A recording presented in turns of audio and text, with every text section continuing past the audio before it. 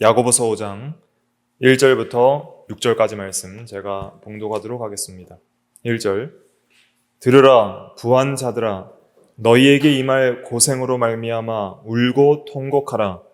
너희 재물은 썩었고 너희 옷은 좀먹었으며 너희 금과 은은 녹이 슬었으니 이 녹이 너희에게 증거가 되며 불같이 너희 살을 먹으리라. 너희가 말세에 재물을 쌓았도다. 보라 너희 밭에서 추수한 품꾼에게 주지 아니한 삭시 소리 지르며 그 추수한 자의 우는 소리가 만군의 주의 귀에 들렸느니라. 너희가 땅에서 사치하고 방종하여 살육의 날에 너희 마음을 살찌게 하였도다. 너희는 의인을 정죄하고 죽였으나 그는 너희에게 대항하지 아니하였느니라. 아멘. 이 시간 말씀의 제목은 악한 부자에 대한 책망, 악한 부자에 대한 책망이란 제목으로 하나님의 말씀을 증거하겠습니다. 오늘 본문은 악한 부자들이 그 부를 축적하는 데 있어서 잘못된 방식으로 축적하고 또 돈에 대해서 잘못된 생각과 잘못된 사용을 하는 것에 대해서 경고하고 책망하고 있습니다. 특별히 크게 네 가지로 구분해서 책망하고 있는데요. 그 부자들의 죄가 총 네 가지예요. 첫째가 뭐냐면 3절에 보니까 마지막에 말세에 재물을 쌓았도다 그랬어요. 이건 무엇이냐면 과도한 부의 축적을 가리키는 거예요. 욕심으로 재물을 의지하고 탐욕으로 이 재물을 쌓는 걸 가리키는 거예요. 그러니까 재물이 우상이 되고 재물을 의지하고 욕심으로 과도하게 쌓았다는 거예요. 그러니까 재물은 잘 사용해야 돼요. 먼저 하나님께서 먹고 살라고 주셨으니까 자기를 위해서 적당히 사용을 하고 또 교회를 위해서 헌금을 하고 또 주를 위해서 잘 사용을 하고 또 다른 사람을 위해서 돕고 이런 일들을 하라고 주신 거예요. 성경은 크게 이 세 가지를 위해서 재물을 주셨다고 하고 있어요. 그런데 이 악한 부자들은 썩고 쓸모없게 좀먹고 녹쓰는데도 그냥 쌓아놓기만 하는 거예요. 나눠줄 생각은 안 하는 거예요. 그러니까 돈이라는 것은 쌓아놓는다고 되는 게 아니라 잘 써야 돼요. 잘 쓰는 게 중요하고, 근데 이 재물을 의지하고 과도하게 축적하는 이 죄를 책망했고요. 두 번째는 4절에 보니까 수입에 있어서 추수한 품꾼에게 싹쓸 주지 않았다 그랬어요.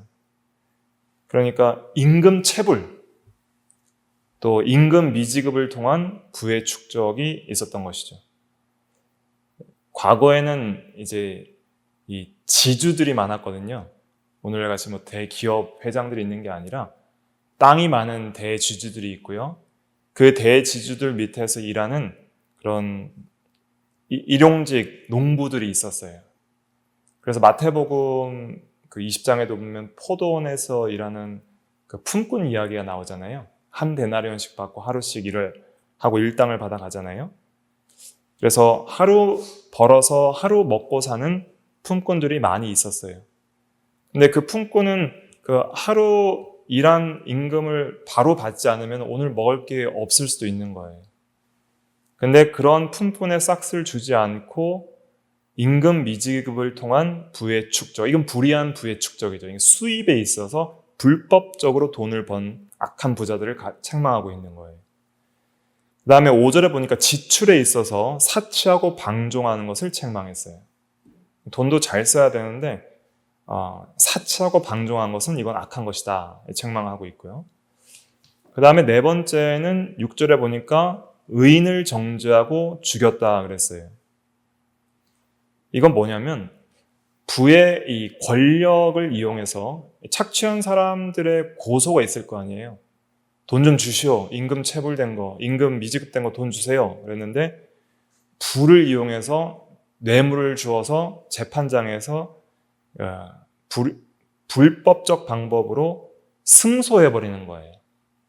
그래서 그 착취한 사람들이 의롭게 재판을 신청했는데 오히려 그 사람들을 정죄하고 가난하게 하고 고통스럽게 하고 결국에는 생명을 빼앗는 것까지 나가게 됐다는 거예요.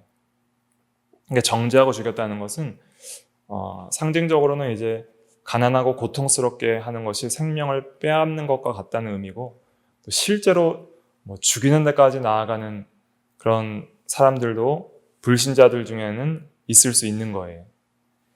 근데 지금 이 서신서는 특별히 이제 교회에 보내는 것이기 때문에 교회에 있는 그 출석 회원들 중에서도 이런 악한 부자들이 있을 수 있다는 것을 암시하고 있어요.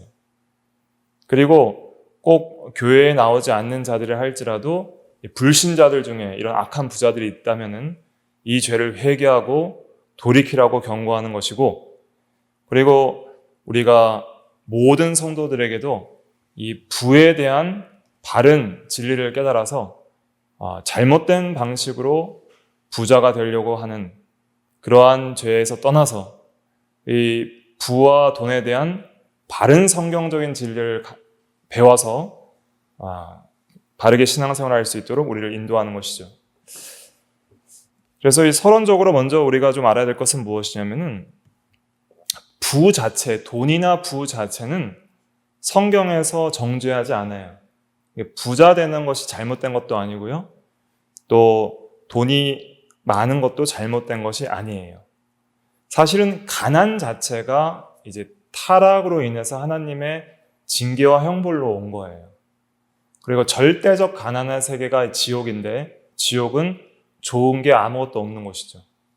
부자와 나사로의 비유에서 보면 누가복음 16장의 부자는 현세에서 호화롭게 즐겼지만은 지옥에서는 물 한 방울을 얻지 못하는 절대적 가난에 처하게 되는 것입니다. 그래서 이 성경에서는 부요함 자체를 정죄하지 않고요. 오히려 대개의 경우에는 하나님의 은혜와 복으로 간주를 해요. 예를 들면 잠언 10장 22절에 보면은 여호와께서 주시는 복은 사람을 부하게 하고 근심을 겸하여 주지 아니하시느니라 그랬습니다. 그래서 하나님께서 이 부와 평안도 복과 은혜로 주시는 거예요. 그래서 믿음으로 성실하고 부지런하게 사는 자들에게는 하나님께서 이 부요함도 은혜로 주세요. 창조 때에도 보면은 아담과 하와가 굉장히 부유했거든요. 동산 나무의 각종 실과를 자유롭게 먹을 수 있도록 했어요. 부족함이 없게 살았어요. 그래서 먼저 알아야 될 것은 이 세상의 물질과 부는 첫째로 하나님의 것임을 우리가 인정을 해야 돼요. 이거는 내가 만들어낸 것도 아니고 내 스스로의 힘으로 얻은 게 아니에요.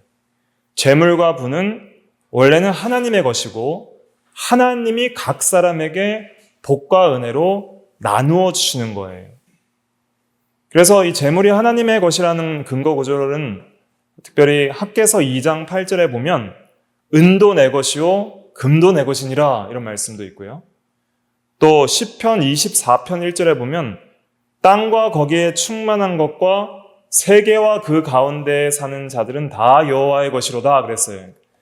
금, 은도 여호와 것이고 세계 모든 것, 그 안에 있는 것 다, 사람들까지 다 여호와의 것이라는 거예요. 모든 게 하나님의 것이에요. 우리가 소유하는 생명과 재산 다 하나님의 것이고 우리 존재 자체도 하나님의 것이에요. 그걸 먼저 우리가 믿고 인정해야 돼요.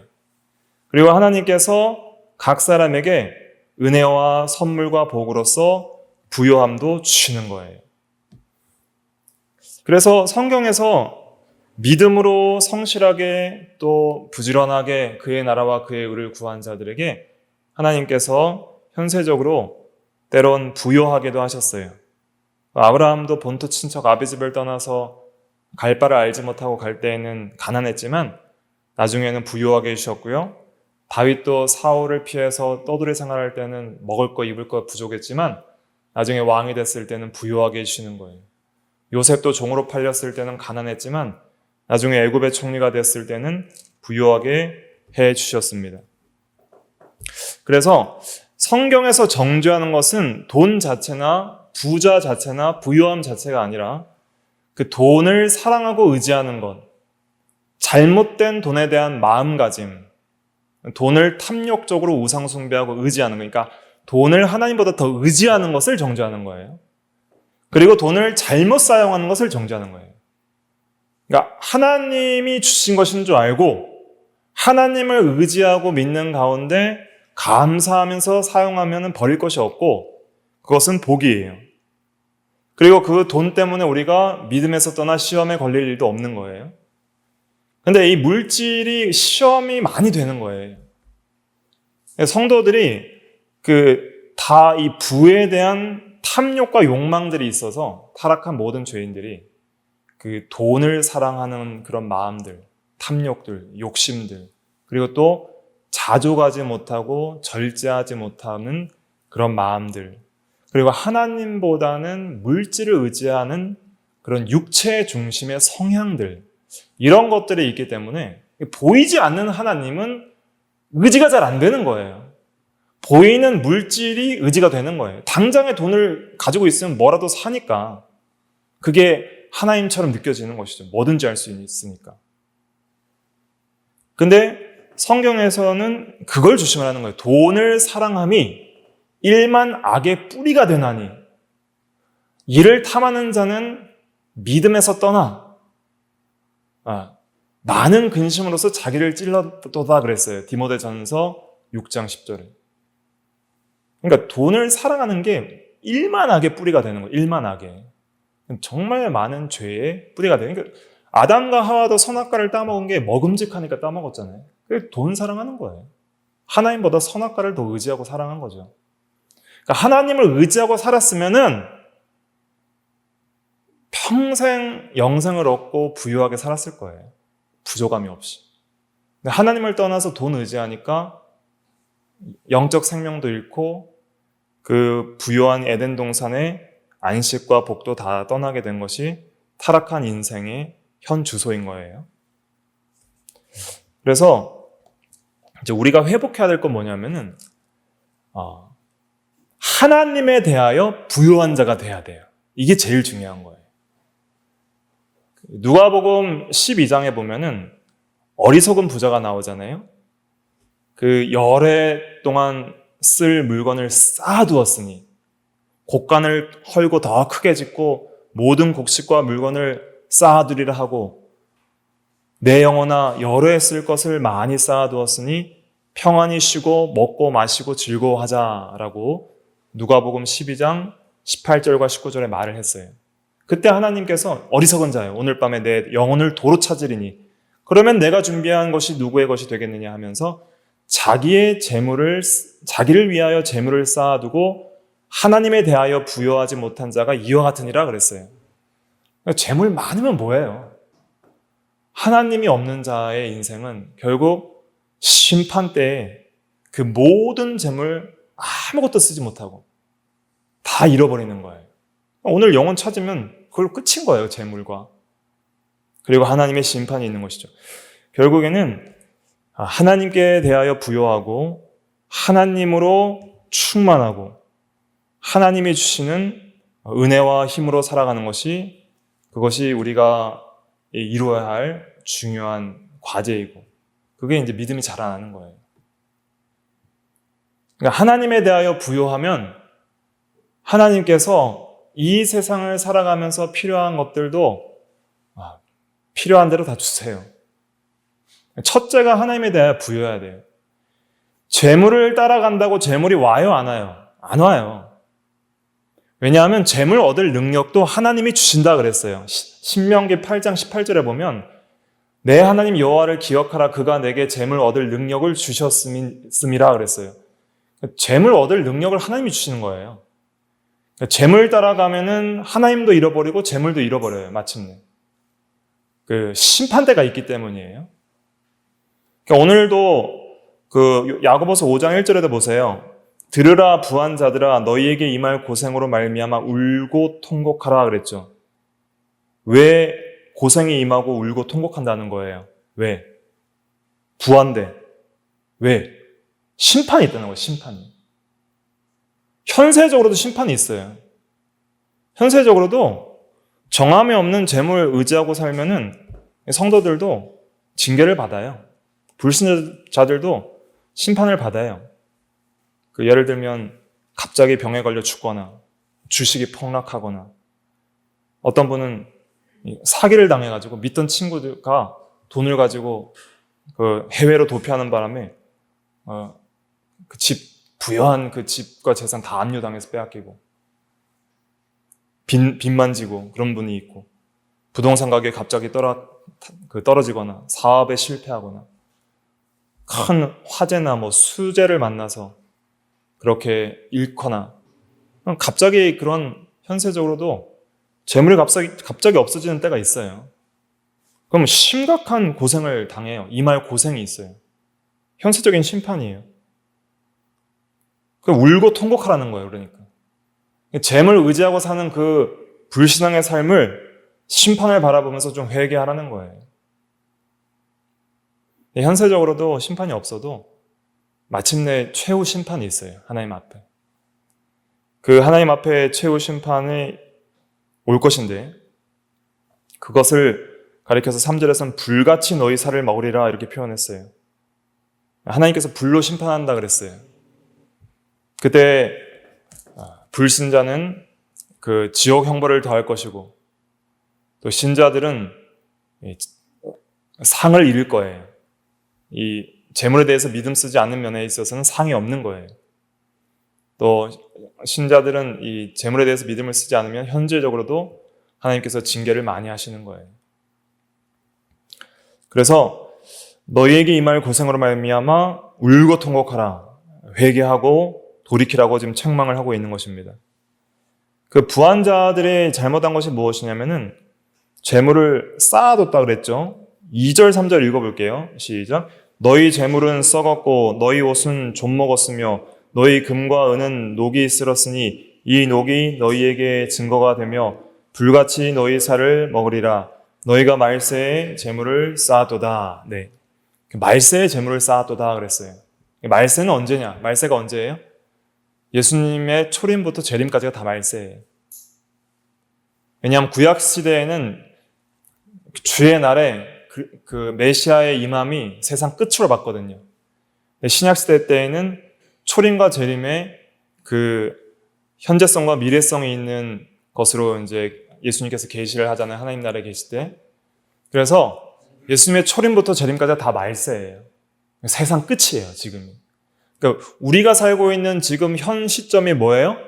말세예요, 말세. 지금의 세상 끝이에요. 곧 있으면 주님이 오시는 거예요. 곧 있으면 우리도 주님 앞에 가요. 얼마 안 남았어요. 몇십 년 안 남았어요. 저도 40이 넘었으니까 이제 인생 절반 정도 살았고 절반이 후면 이제 주님 앞에 서는 거예요. 강건하면 70이고 80인 거예요. 주님 앞에 설 때에 그 날이 가까웠다는 거예요. 주님이 재림하실 때가 가까웠어요. 초림부터 말씀이니까 벌써 주님 재림이 2000년이나 더 앞당겨졌어요. 그럼 이 말세에 해야 할 일은 뭐냐? 재물을 쌓고 그 재물을 의지하고 사는 것이 아니라 그 하나님이 주신 말씀대로 믿고 순종하면서 하나님의 나라를 건설하고 하나님의 나라의 사명을 감당하면서 자신의 구원과 다른 사람의 구원을 잘 이루어나가는 것이 우리가 할 일이에요. 교회를 잘 짓고 자기의 성전을 건축하고 교회를 잘 건축하고 하나님이 맡겨주신 사명을 잘 감당하여서 이 거룩한 성도로서 자라나고 다른 사람을 잘 양육하여서 하나님의 나라의 백성으로서 하나님의 나라가 이제 완성될 때 거기서 칭찬과 영광과 존귀를 얻기에 합당한 그런 거룩한 성도들로 만들어져 나가는 연단의 기간을 우리가 보내고 있는데 하여튼 믿음이 좀 잘 자라나는 것이 중요한 거예요. 하나님에 대하여 부여한 것을 배워나가야 돼요. 재물은 하나님이 주시는 거예요. 그의 나라와 그의 의를 구하면 이 모든 것을 더하신다 그랬고 그러니까 믿고 순종하고 성실하게 일하면서 게으르지 않게 살면은 하나님 의지하고 살면은 하나님이 다 주세요. 생명은 누구에게 있어요? 하나님께 있는 거예요. 살고 죽는 것이 하나님께 있는 거예요. 누가복음 12장 15절에 보면 모든 탐심을 물리치라 사람의 생명이 그 소유에 넉넉한 데 있지 아니하니라 그랬어요. 하나님께서 우리의 생명을 내셨어요. 우리가 생명이 끝날 때가 있겠죠. 출생과 사망의 때는 하나님의 작정 가운데 있어요. 하나님이 생명을 내셨기 때문에 하나님께서 생명을 거두실 때까지 우린 절대 죽지 않아요. 그때까지 하나님께서 먹을 것과 입을 것과 마실 것을 주시는 거예요. 그건 내가 책임지는 게 아니라 하나님이 책임지시는 거예요. 그럼 우리가 바라봐야 될 대상은 그 물질이 아니에요. 사람의 생명이 소유에 넉넉한 데 있는 게 아니에요. 사람의 만족과 행복도 소유에 넉넉한 데 있는 게 아니에요. 모든 것은 하나님의 것이고 하나님께 있는 것을 인정하고 믿고 절대적으로 하나님을 의지하는가, 이게 중요한 거예요. 물질의 시험에 있어서 우리가 중요하게 생각해야 될 건 뭐냐면 내가 하나님만을 의지하고 있는가, 그걸 하나님께서 시험하시는 거예요. 물질 시험을 통해서. 하나님만을 의지하지 않는 사람은 재물 의지하게 되어 있어요.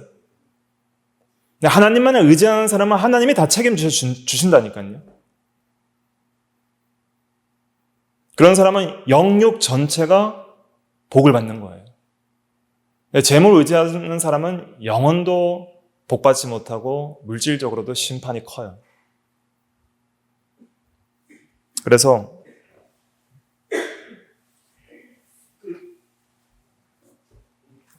그 스코틀랜드의 그 에버딘에 있는 트리니티 교회의 담임 목사님이 데이비드 깁슨이라는 목사님이 있는데 시편 23편 강해를 읽으면서 제가 좀 와닿는 구절이 있어서 좀 말씀을 나누고 싶은데, 그 데이비드 깁슨 목사님이 성도들에게 자주 하시는 말씀이 있대요. 아마 설교 시간에 자주 하는 말씀인 것 같은데 이런 말씀을 한대요. 제가 교회에 줄 수 있는 가장 큰 선물은 하나님을 더욱 선명하게 보여주는 것이며, 그러니까 목사가 성도들에게 줄 수 있는 가장 큰 선물은 다른 게 아니라 하나님을 가장 선명하게 보여주는 거예요. 설교를 통해서.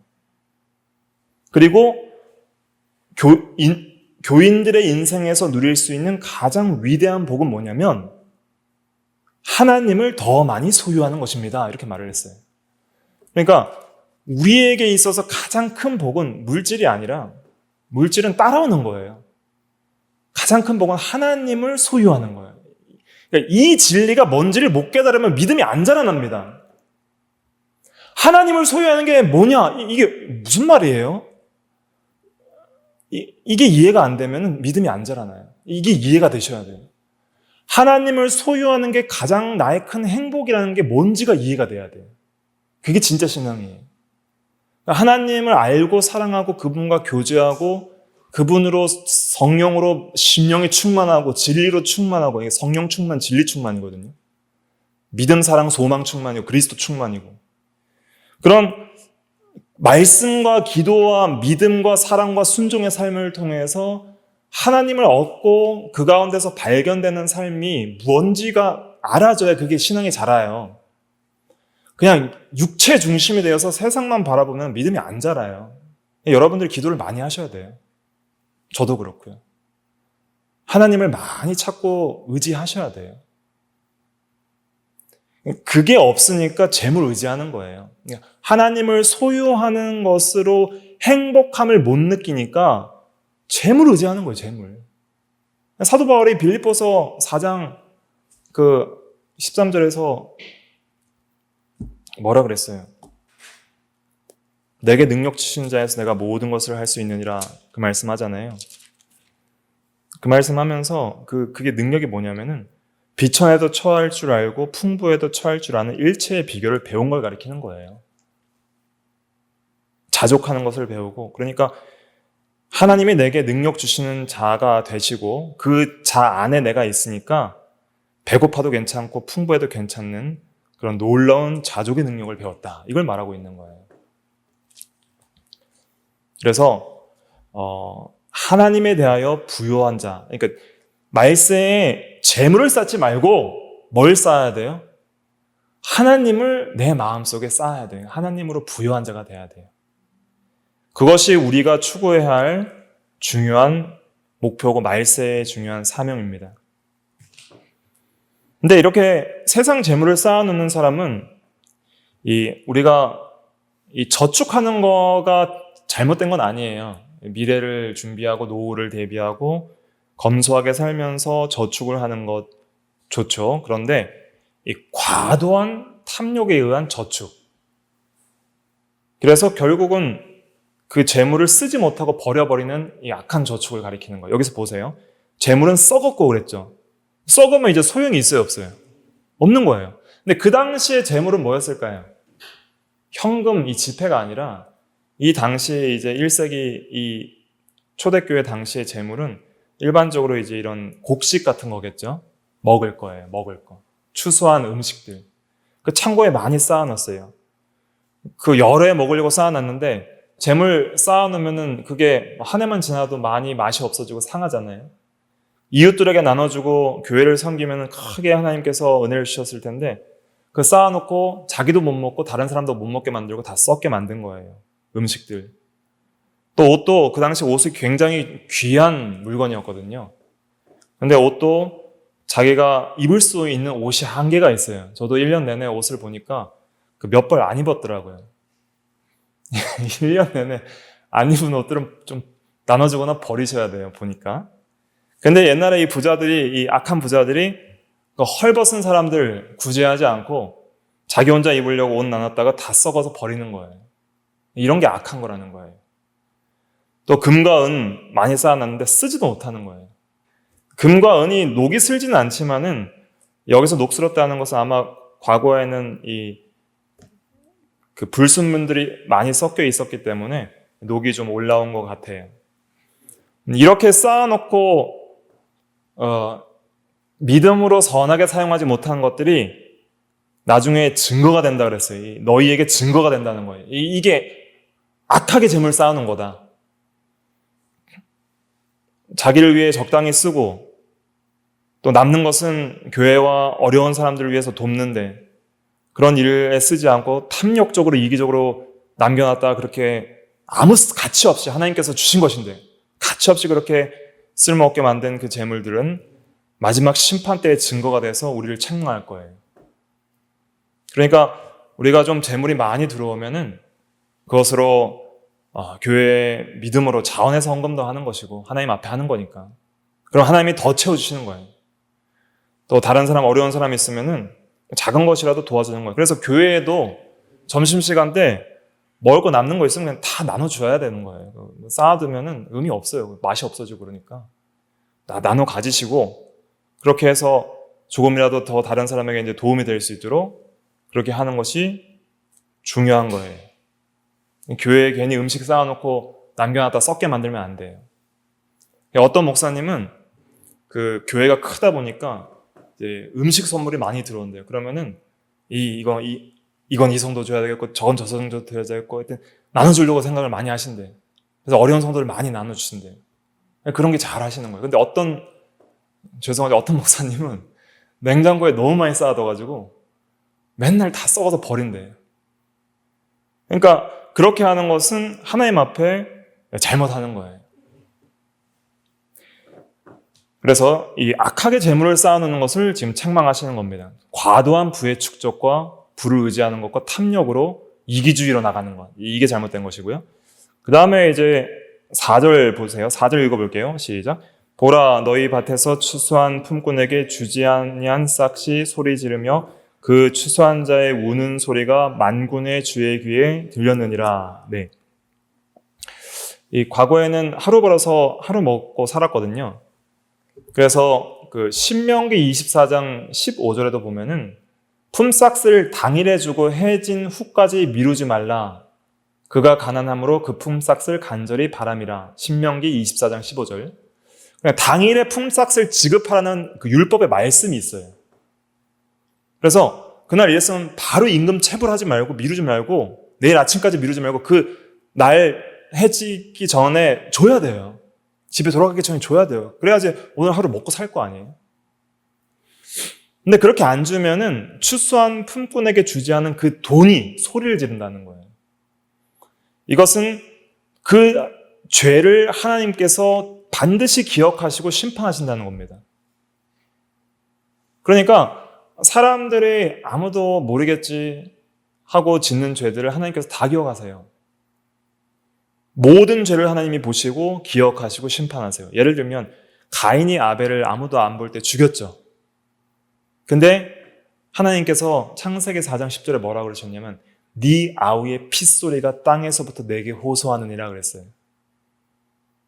핏소리가 뭐 나겠어요? 근데 하나님께서 그 피 흘린 것을 다 보시고 기억한다는 거예요. 그렇기 때문에 우리가 임금 체불이나 임금 미지급을 통한 부의 축적 이런 걸 주의해야 돼요. 이것은 불법적인 방법으로 돈을 벌지 말란 뜻이에요. 그리고 우리가 반드시 내야 할 돈을 내야 된다는 겁니다. 세금을 내고요, 공과금 내고요, 관리비나 월세와 같이 자신들이 다른 사람에게 지급해야 할 돈들을 잘 낼 수 있도록 힘을 써야 되는 거예요. 그 다음에 5절 읽어볼게요. 시작. 너희가 땅에서 사치하고 방종하여 살육의 날에 너희 마음을 살찌게 하였도다. 네. 그 다음에 돈을 쓰는 거에 있어서 사치하고 방종하면 안 된다는 거예요. 과도하게 향락을 부리고 쓸데없이 돈을 많이 써서 필요한 거, 그러니까 필요도 없는데 많이 사는 거 있거든요. 보통 보면은. 그래서 오늘날도 물건 새 건데 막 버리시는 분들 많아요. 이사 가면서. 아파트에 보면은 쓰레기장에 새 건데 좋은 물건이 많이 나온대요. 그건 뭐예요? 필요 없이 많이 산 거예요. 사치품이 된 거죠. 그러니까 당장에 내가 생활에 꼭 필요 없는데 그냥 욕심을 가지고 사는 것, 이것을 우리가 좀 주의해야 되고요. 그리고 돈이 있다고 방종하는 것, 게으르고 쾌락에 젖어 사는 것, 방탕하고 쾌락을 탐닉하는 그런 삶을 사는 사람 많아요. 연예인들도 돈을 많이 버니까 마약하고 술 취하고 맨날 클럽에 가서 이런 술 마시고 이런 일들에 시간과 정력과 힘을 다 소비하는 것. 그러한 것이 악하게 돈을 쓰는 겁니다. 그래서 우리는 돈이 있다고 해서 게으르게 살면 안 돼요. 돈이 있어도 부지런하게 하루에 맡은 일을 하나님 앞에서 성실하게 하고 말씀과 기도와 믿음과 사랑과 순종의 삶을 살고 시간과 여유가 있을 때는 어떻게 해야 하나님을 기쁘시게 할까를 많이 생각하셔서 주의 일에 힘을 써야 됩니다. 기도 많이 하고 하나님께 지혜를 구하면 하나님께서 인도해 주시는 것이 있을 거예요. 근데 이 사치하고 방종하면 살육의 날에 너희 마음을 살찌게 하였도다 그랬어요. 이 살육의 날은 그 주님의 심판의 날을 상징적으로 말하는 건데 이게 이제 비유적 표현이에요. 그래서 이 가축들이 도살당할 날을 가리키는 거예요. 여기서 살육의 날은. 근데 가축들이 언제 도살이 돼요? 많이 잘 먹어서 살찌면 도살되는 거예요. 어리고 뭐 살이 안 찌면은 이제 그 주인이 계속 먹이겠죠. 잘 먹으면 이제 포동포동 살이 쪘어요. 그럼 이제 뭐 할 날이에요? 죽을 날인 거예요. 죽을 날. 근데 가축들은 이제 죽으러 가도 잘 모른대요, 그걸. 그것처럼 이 땅에서 사치하고 방종하고 이렇게 사는 것이 살육의 날이 올지도 모르고 자기의 마음을 살찌게 하는 그러한 어리석은 일이라는 거예요. 그렇게 게으르고 향락에 빠져서 돈이 있다고 그렇게 사치하고 살면은 그렇게 마음을 살찌게 하고 하나님으로 부여하지 못하면 하나님께서 심판할 날이 가까워진다는 거예요. 점점 가까워요. 그러니까 사치하고 방탕하고 게으르게 살면 하나님의 심판이 가까이 오는구나 이렇게 깨달으시면 되는 거예요. 쓰는 것도 잘 써야 됩니다. 돈은 의지하고 살라고 주는 게 아니라 하나님께서 잘 사용하라고 주신 거예요. 잘 쓰는 게 지혜예요. 어떤 분들은 너무 구두쇠같이 돈을 안 쓰시는 분이 있어요. 그래서 자기가 살 것도 못 사고 남에게 베푸는 건 더 못해요. 그리고 가난이 미덕인 것처럼 생각하시는 분도 있는데 돈을 안 쓰고 가난하게 사는 게 미덕인 것처럼 생각하는 분이 있는데 가난이 미덕은 아니에요. 그러니까 자기가 형편이 되면은 집도 좋은 집 사셔도 되고 차도 좋은 차 사셔도 되는데 돈을 잘 써야 돼요. 그래서 자기에게 필요한 것도 지혜롭게 써서 그 일이 잘 되도록 해야 돼요. 가정이 잘 돌아가고 교회가 잘 돌아가고 사업체가 잘 돌아가도록 해야 돼요. 회사에도 필요한 거 있으면 잘 써서 직원들의 복지를 늘려서 일이 좀 잘 되게 해야지 구두쇠같이 해서는 안 되고, 그리고 다른 사람 돕는 일에 있어서도 쓸 줄을 몰라가지고 돕지 못하고 하면은 그것도 문제가 되는 거예요. 그래서 돈도 지혜롭게 좀 잘 쓰는 것이 중요하겠다는 것을 우리가 좀 배울 수 있고요. 그 다음에 6절 읽어볼게요. 6절 시작. 너희는 의인을 정죄하고 죽였으나 그는 너희에게 대항하지 아니하였느니라. 예. 그래서 부의 권력을 이용해서 앞에도 말씀드렸지만은 착취한 사람들의 고소를 법정에서 불의한 방법으로 정죄하고 이기는 것, 그것을 가리키는 거예요. 그래서 이 권력의 불의한 사용, 부한 자들이 보통 권력이 있고요. 권력의 이 불의한 사용은 이렇게 의인을 정죄하고 죽이는 그런 악한 일을 하는데 나아가는데, 그 가난한 의인들은 사실은 부자에게 대항하지 않았죠.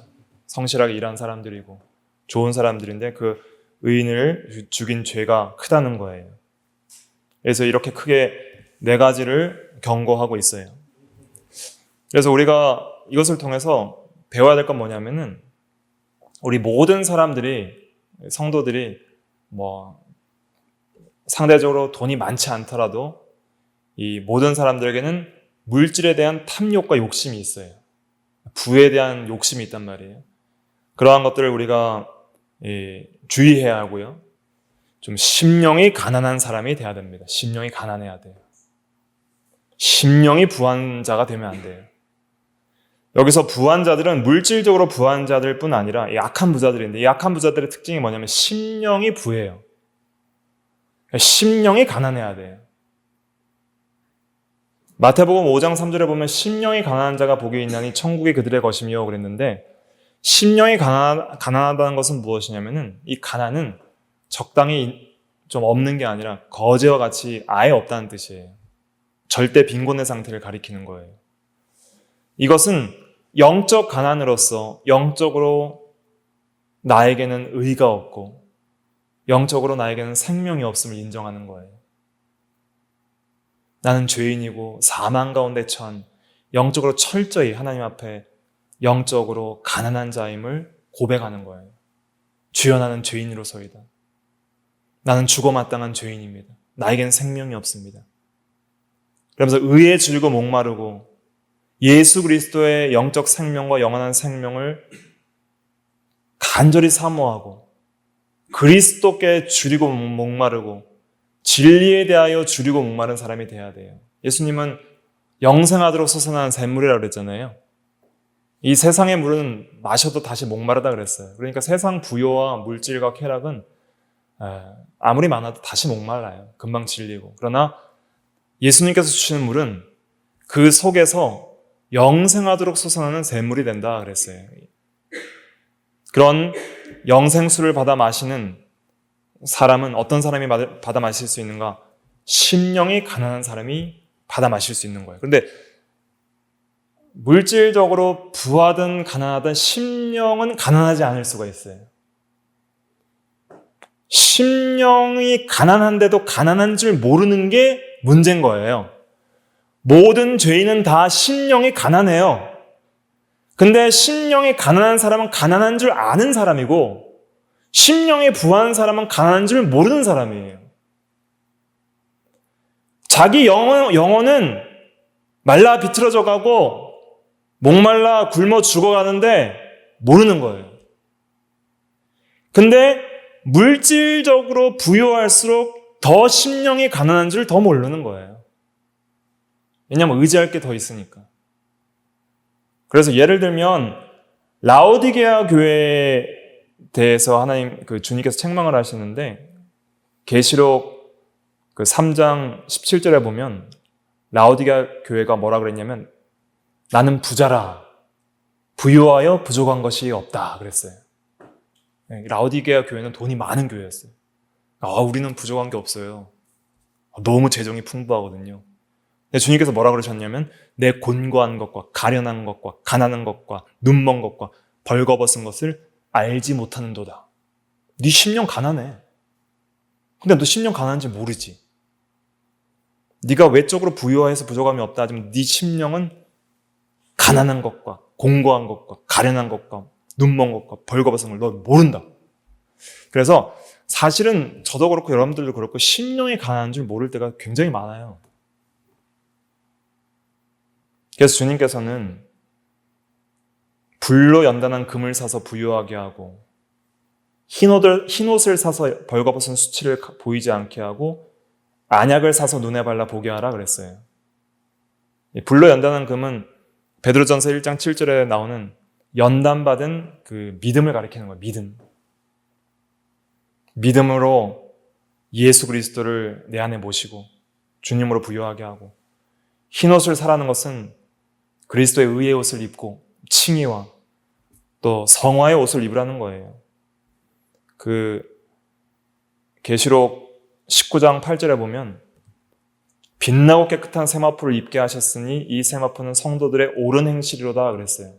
그리스도의 의로 옷 입고 성령으로 거룩한 행실을 사는 것이 흰옷이에요. 그래야 심령이 부유해지고 벌거벗지 않게 되는 거예요.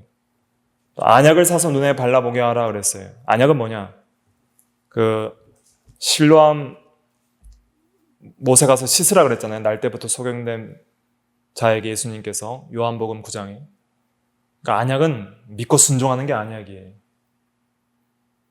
그러니까 연단받은 믿음, 또 그리스도의 의의 옷과 성결의 옳은 행실의 옷, 또 순종, 이런 걸 통해서 영적으로 부유한 자가 되는 거예요. 하나님으로 부유하려면 이런 것들이 있어야 돼요. 믿음이 있어야 되고 그리스도를 의지하고 성결한 삶을 살아야 되고 순종의 삶을 살 때에 그때 하나님이 함께 하시는 거예요. 그래서 하나님으로 좀 부유해지면 그 사람은 가장 행복하고 복된 사람이 됩니다. 그의 나라와 그의 의를 구하면 하나님이 함께 하시고 하나님이 함께 하시는 사람은 믿음으로 거룩하게 살 뿐 아니라 부지런하고 성실하게 살아요. 그러니까 세상 일도 잘 하는 거예요, 일반적으로. 마지막 한 절 읽고 마칠게요. 디모데전서 6장 17절. 디모데전서 6장 17절. 신약 342페이지. 342페이지 디모데전서 6장 17절. 같이 읽어보겠습니다. 시작. 내가 이 세대에서 부한 자들을 명하여 마음을 높이지 말고 정함이 없는 재물에 소망을 두지 말고 오직 우리에게 모든 것을 후히 주사 누리게 하시는 하나님께 두며. 정함이 없는 재물에 소망 두지 말라 그랬어요. 정함이 없다는 것은 확고함, 안정됨이 없다는 거예요. 덧없다는 거예요. 확실함이 없다는 거예요. 확실함. 재물이라는 것은 확실한 게 없어요. 확실한 건 하나님밖에 없어요. 왜냐하면 하나님은 모든 것을 후히 주사 누리게 하시는 분이에요. 재물은 하나님이 주시는 거예요. 생명도 재물도 인생도 행복도 다 하나님께 있어요. 이걸 깨닫는 것이 믿음입니다. 그래서 하나님께 대하여 부유한 자가 되어야 됩니다. 그렇게 믿음으로 살면 재물을 주시는데 그렇게 믿음으로 살면 재물도 잘 사용할 수 있는 지혜를 주시는 거예요. 그래서 야고보서는 시험에 대해서 말하고 있잖아요. 여러 가지 시험이 있는데 이 부에 대한 재물에 대한 물질 시험을 우리가 이겨야 됩니다. 이 시험을 이길 수 있도록 하나님의 지혜와 은혜를 우리가 구해서 우리가 하나님에 대하여 부유한 자가 될 수 있도록 그렇게 살도록 해야 되겠습니다. 다 같이 기도하겠습니다.